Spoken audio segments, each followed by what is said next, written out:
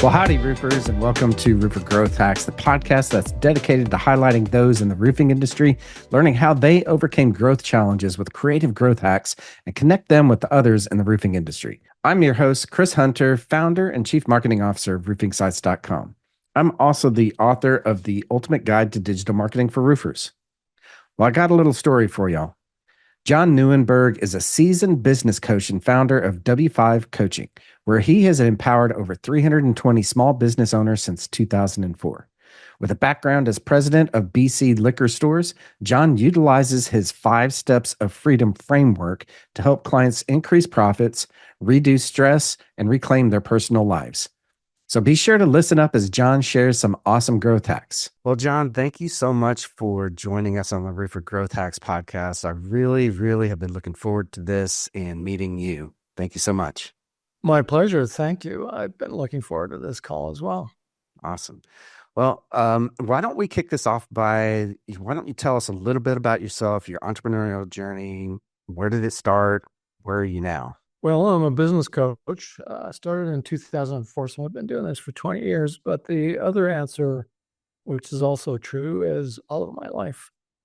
It was Steve Jobs who said you can only connect the dots going backwards. And when I started as a coach in 2004, I had a bit of an epiphany, and I connected some dots and recognized, hey, I'm the eldest of 8 children, so that casts you in a certain role pretty early in life. I'm hardwired to be a teacher, and I knew that in high school, but in those days, that meant wearing a Harris tweed coat and elbow patches, and that bureaucratic institutional style of teaching appealed to me very much. And the last thing I'll mention about that is in the early 80s, I learned something called the Socratic method of leadership. So Socrates had it, the best way to help somebody is to help them figure it out for themselves. And of course, that's what a coach does. And like I said, I've been sort of hardwired to be a coach throughout my life. Love that. Absolutely love that. So, and how long have you been doing the coaching, and what's the name of your business? Well, 2004, so 20 years, and it's W5 Coaching. Since we're on the topic of the Socratic method, W5 is a metaphor or a reference to the fact that the 5 core questions all start with the W: who, what, when, where, why.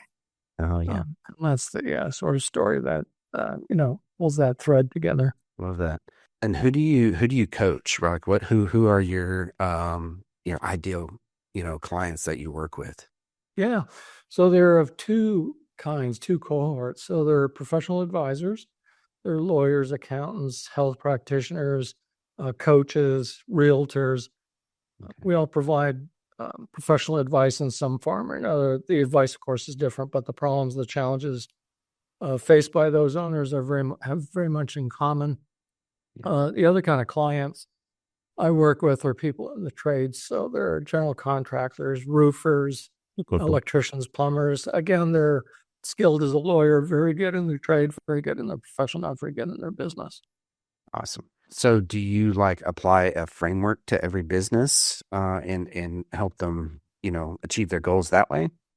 Yeah. So, well, first of all, coaching is really about 3 things. It's about the business, helping the business, systems, tools, and strategy in business.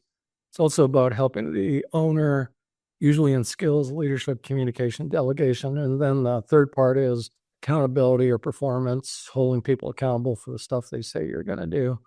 Yeah. The framework you asked about is a thing called the 5 Steps to Freedom. And it takes a business from where or how should I position myself in the marketplace right through to time and money freedom, which is a place where the owner is no longer involved in the business every day, and they're free to go golfing or start a different business or sell the business. And so I take them through a framework to help them do that. Just to kind of carry on a little bit about that, the owners I work with are challenged around time, team, or money. So they're saying things to themselves like, I've got too much to do and not enough time to do it. I can't get everything done. If I don't do it, it won't get done. Pretty common.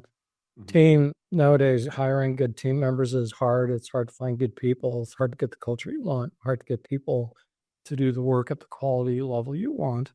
And then money is both accounting. I need better reporting, financials, understanding the numbers, a dashboard. And the other side of money is I want more money. I need better sales and marketing.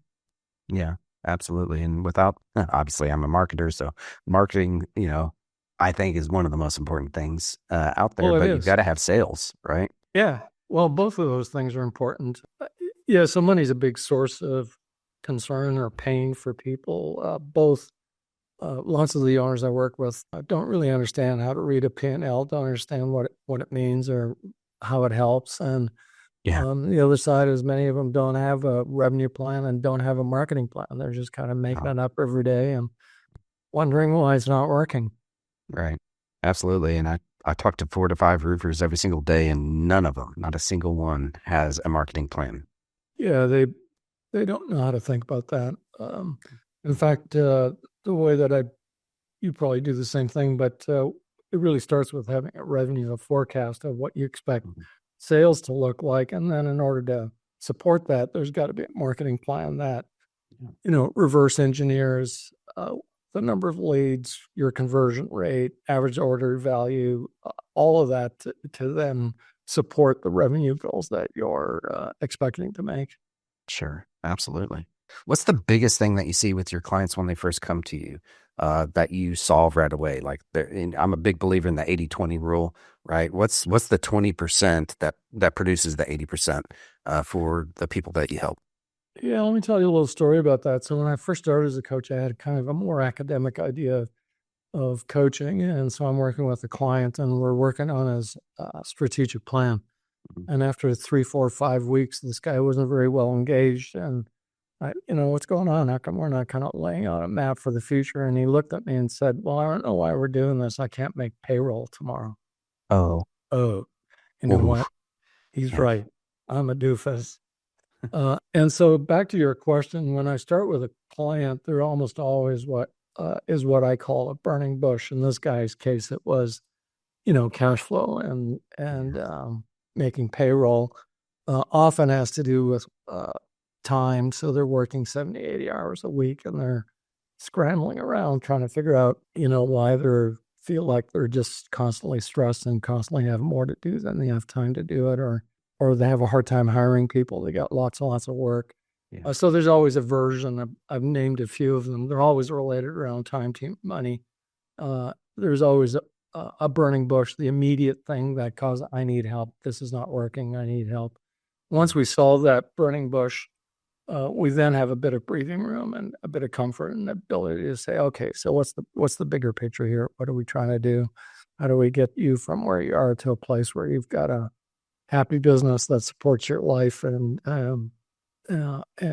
gives you, time and money freedom? So just curious on that story that you were sharing earlier with the person that he had to make payroll tomorrow. How did you help him solve that problem? Well, it was a tough one because Yeah. it's hard to make that kind of a change happen in a day. But, generally it's, especially in trades businesses, they generally have receivable problems. Mhm. They got a lot of invoices out there that are outstanding. They're well past 60 days. And generally they're not that good at, or systematized, I should say, at how to Yeah. collect those invoices. So we have to scramble to make it. And there are some unfortunate, uncomfortable conversations he had to Yeah. have. But going forward from that point, we then created a thing called the cash flow forecast so that Okay. this owner had some insight into 13 weeks of what his cash flow was going to look like based Mhm. on a bunch of assumptions. And it isn't always pretty, but if you know that 8 weeks from now it's going to be a problem today, you can do something about it Yeah. to influence, make the outcome better for than you otherwise would have if you just woke up in 7 weeks and 6 days and, oh my God, can't make Yeah. payroll tomorrow. Yeah. That's definitely an issue for sure. Right. Yeah. And so on cash flow, right? And how do you forecast that? What's your way of forecasting cash flow for contractors? Well, so there's a spreadsheet. We take 13 weeks and do a forecast of expenses, and that's relatively easy to do. Lots of expenses are recurring, or you can make pretty good estimates.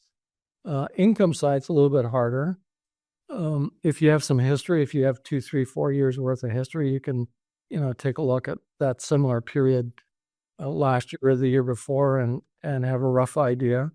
You can take a look at what your last 3 months have looked like and then project how that rate of increase, how that's going to affect the next 3 months. There's a set of assumptions for sure, and those assumptions aren't always accurate, but at least you're aware of what the issues are and you're thinking about it instead of just being kind of, blind to it. Yeah. And a lot of business owners that, that I've talked with that, I mean, they're so deep in their business, right? And doing the business, they don't step outside of it very often to, work on it. If there's any one thing you take out of our time today, anyone who's listening to this, is to read a book called The E-Myth. So the E-Myth, the entrepreneurial myth is just because you're good at the technical work of your business, you're a good roofer, doesn't mean you're good at the business of your roofing business. And what you just said is one of the key points in the book, is that we're so busy working in the business that we don't work on the business. And so lots of times, business owners are kind of operating what I call out of their hip pocket. I got lots of money in the bank today. Good. Yeah. Let me buy a truck. Yeah, Well, exactly. Yep. Tomorrow, how come I don't have any money in the bank and I can't make payroll? Well, that's because you don't have some basic business understanding of how money works in a business. And you say that, but I've had actual clients do that, right? That are even new to our program. They're like, I just bought all these trucks and I don't know what I was thinking. Well, you've seen it and I've seen it. So it's a pretty common thing. They're just kind of operating out of essentially how good they feel looking at their bank account, today's cash position. Absolutely. So do you think, and just curious on this, because right, I have a business coach, and one of the things that he coaches us on is to become fully capitalized, right? And for us, that in the agency world, that's, he's actually recommending 5 months worth of expenses that you're holding back, that you're putting into a savings account.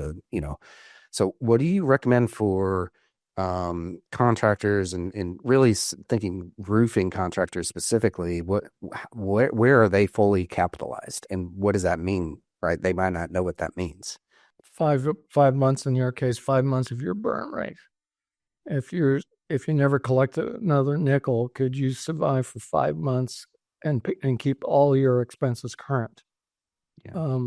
And one of the practices to best help you with that is something you just said, which is take and create a savings account and put that money aside. So it's not sitting in your primary checking account, because when it sits there, you think I'm fat and happy and everything's good. But when you take that chunk and put it in a different bank account, it gets you more focused, more on point, more careful, because the number in that primary checking account doesn't look so fat and happy. No, it sounds pretty simple, but that psychological differences can go a long way to helping you be more comfortable with cash flow.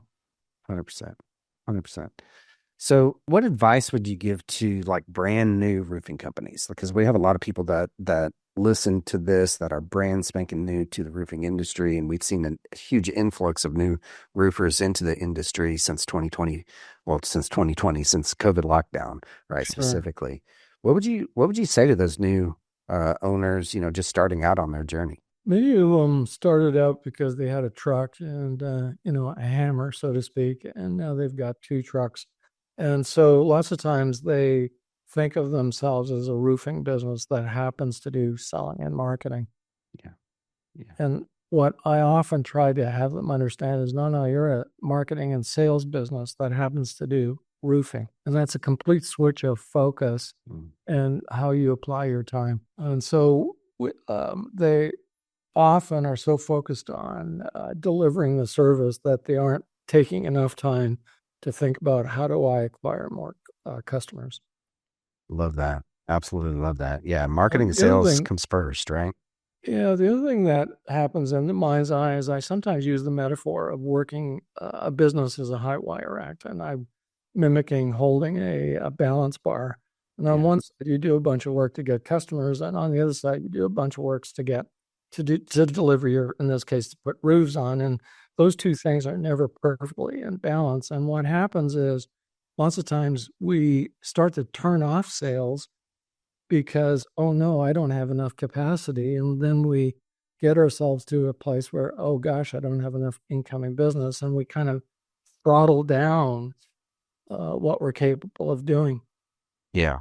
And And so in the same way that you spend a lot of effort on marketing and selling, recruiting ought to be a full-time activity for somebody, meaning that I'll tell you a little story that first taught me this lesson. So in the 70s, I have a lot of gray hair, so I actually was a store manager of a menswear store in Calgary in those days. And Calgary, a city in Canada, grew from about 100 to about 500,000 people in that decade. Nobody was moving to Calgary to go into retail. The oil business was booming. I was paying big money. And so it was really hard to hire people, to find people. And so one of the practices I had with my boss at the time was once a quarter, once every 90 days, my job was to walk through the mall where I was the manager of our store and point out the 2 best salespeople that weren't yet working for me. Interesting.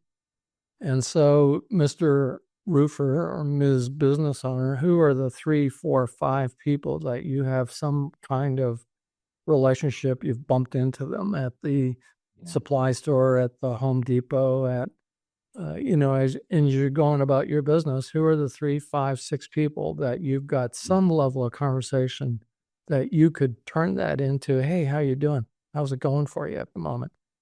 And you wouldn't then feel like every time somebody's late that you're kind of putting up with that guy, because if that guy doesn't show up tomorrow, you're going to be even in deeper trouble.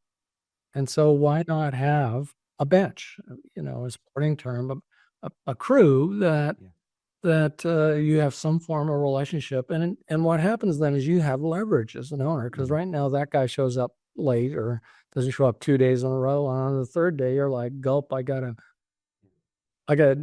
deal with this guy, because if he gets pissed off with me, angry with me, he'll walk, and then I'm in real deep problem. Well, he's got more options than you do. He says no, and you're hooped. Why don't you turn the table, have more options, have more people ready to hire? Now, I make this sound easy. It's not. But if you put your effort into that, you would be much better equipped, higher leverage, more options, free to make choices that should be made in your business because you've created that capability.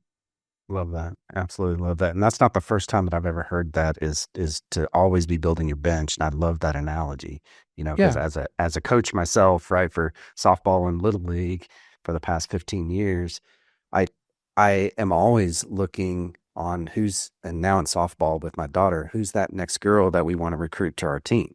Exactly. So we think of it as, I got to get more customers, I got to get more business, I got to get more business. But then we leave this and the delivery part of the business dry or and unfed, so to speak. And then we find ourselves, oh no. And then we throttle back marketing to get that back in shape. And well, how's that going to work? Yeah.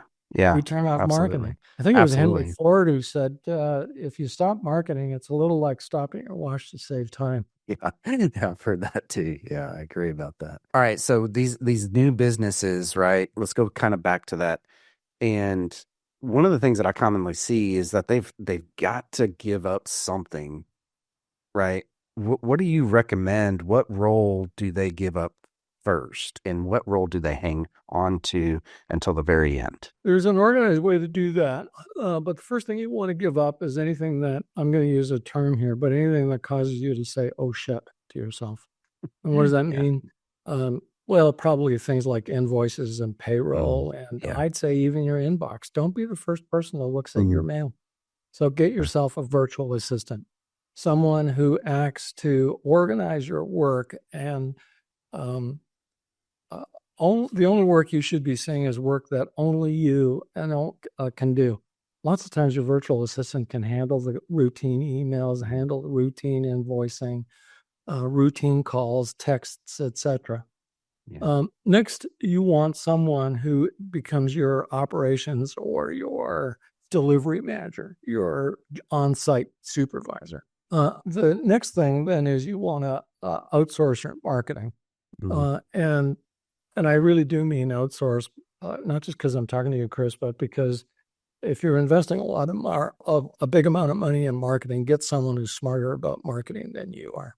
Pay Yeah. someone to teach you or to lead your marketing effort. And when you've got enough leads or more than enough leads, then you can handle that. Now it's time to get a salesperson, because now you can hire a salesperson, treat them on commission.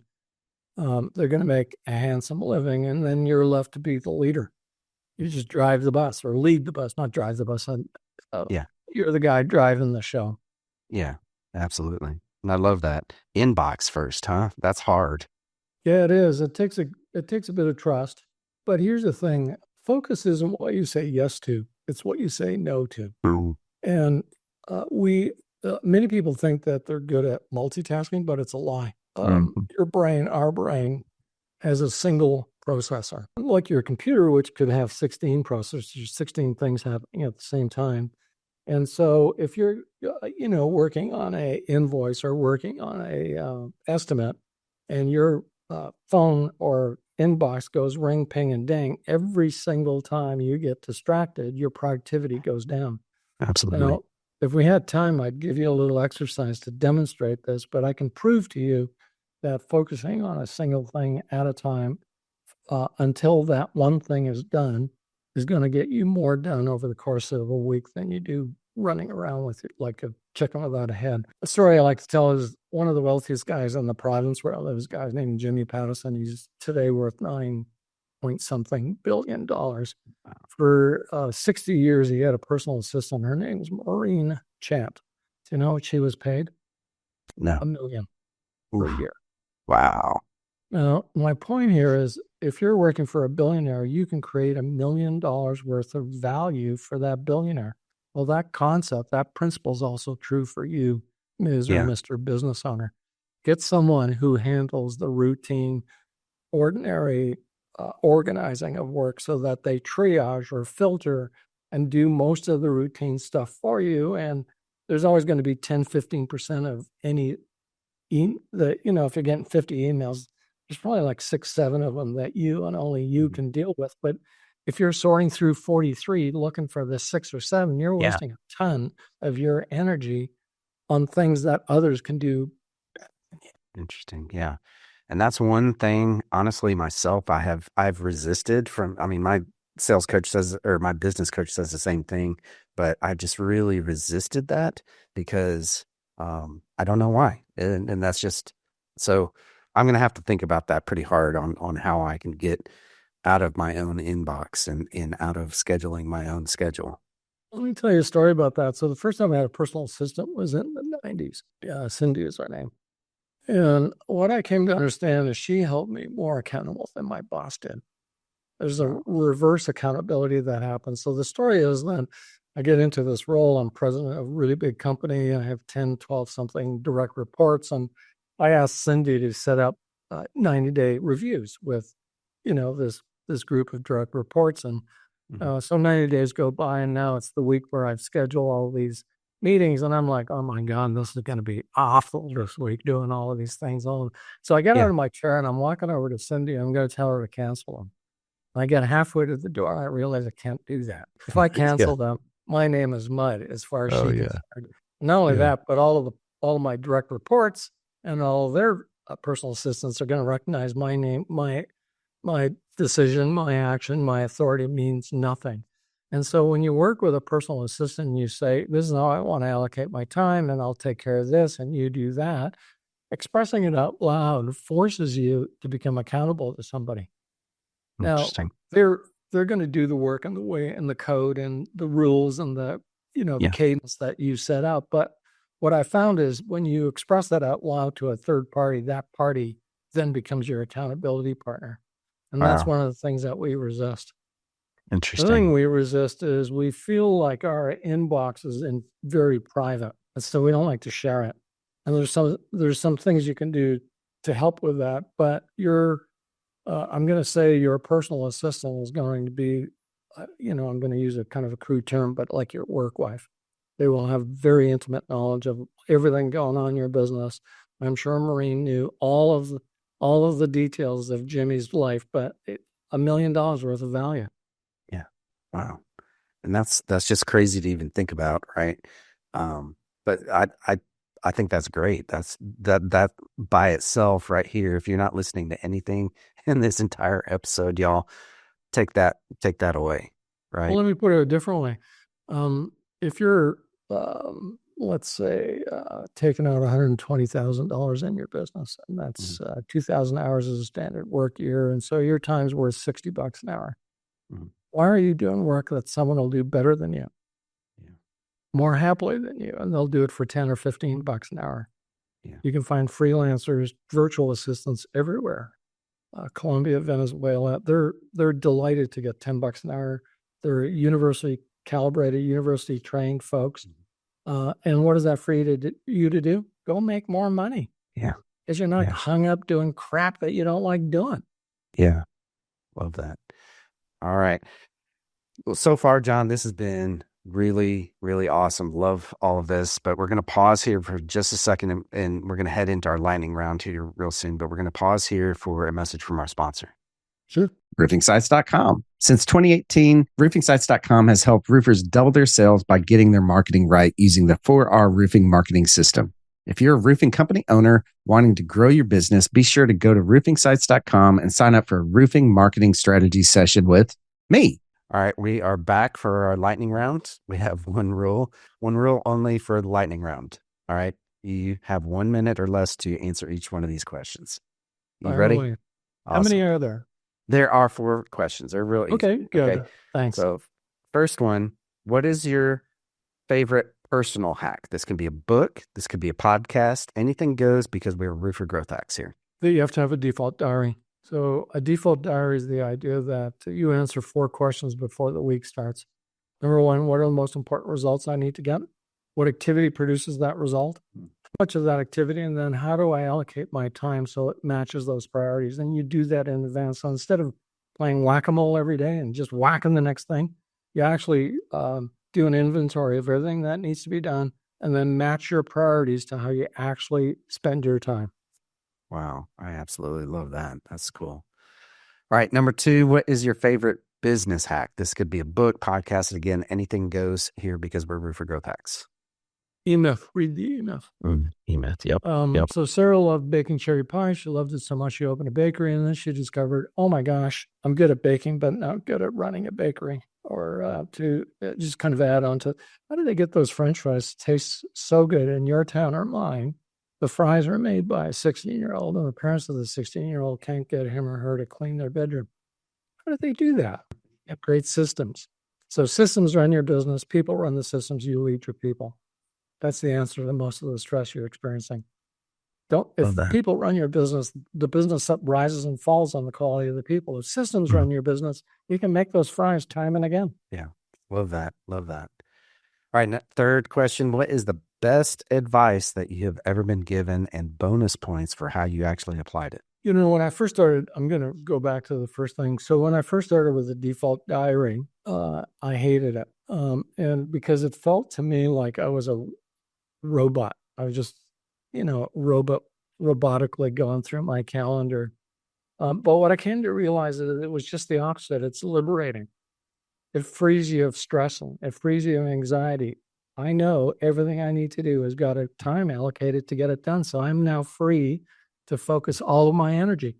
I didn't have any time to waste, by the way. I couldn't get caught up in social media and, oh my God, what happened? 2 hours went by, because every moment was allocated. So the best thing you can do for yourself is to take the words of Tom Peters literally. You equal your calendar, and calendars never lie. Love that. Absolutely love that. Well, John, how can the Roofer Growth Hacks family get in touch with you, and how can we support you and encourage you moving forward? Well, I'm easy to find. John Nieuwenburg, W5 Coaching, w5coaching.com. Lots of great blog content, lots of it. There's lots of reference material on time management. We talked a little bit about that. And hey, if you've got a question or two, go to timewithjohn.com. Timewithjohn.com. That gets you 15 minutes of my time. Happy to answer a question or two if there's something you'd like some help with. Wow. Awesome.